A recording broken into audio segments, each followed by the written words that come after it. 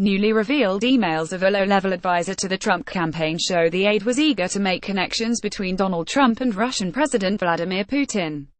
But experts on Russia say the emails also demonstrate that Russian officials were seeking multiple access points to Team Trump.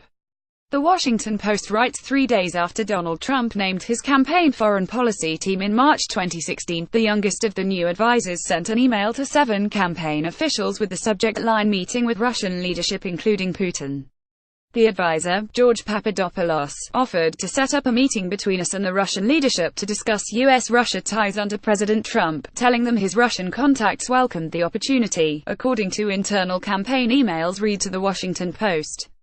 Top Trump aides reportedly weren't as eager to make that connection as one might think given how many Russian contacts ultimately were made by key Trump advisors, including Jared Kushner, Jeff Sessions, Paul Manafort, Don Jr., and Michael Flynn.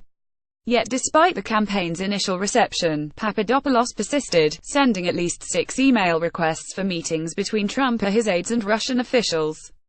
On March 24, Sam Clovis, the campaign co-chairman who also served on the foreign policy team, reacted to one proposed Russia meeting by writing, "We thought we probably should not go forward with any meeting with the Russians until we have had occasion to sit with our NATO allies.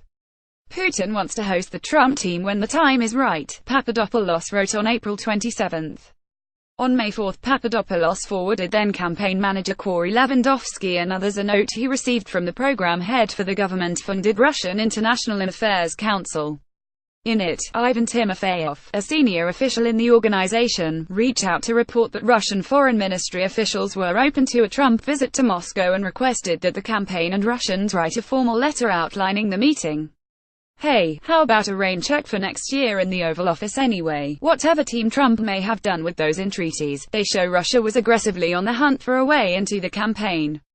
2 experts in Russian intelligence gathering, the Papadopoulos chain offers further evidence that Russians were looking for entry points and playing upon connections with lower-level aides to penetrate the 2016 campaign.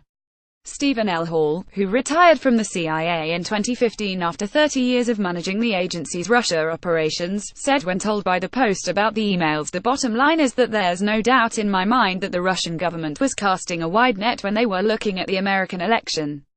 I think they were doing very basic intelligence work. Who's out there, who's willing to play ball, and how can we use them?" The Papadopoulos emails were among more than 20,000 pages of documents the Trump campaign released to investigators on congressional committees after White House lawyers and Trump attorneys had reviewed them.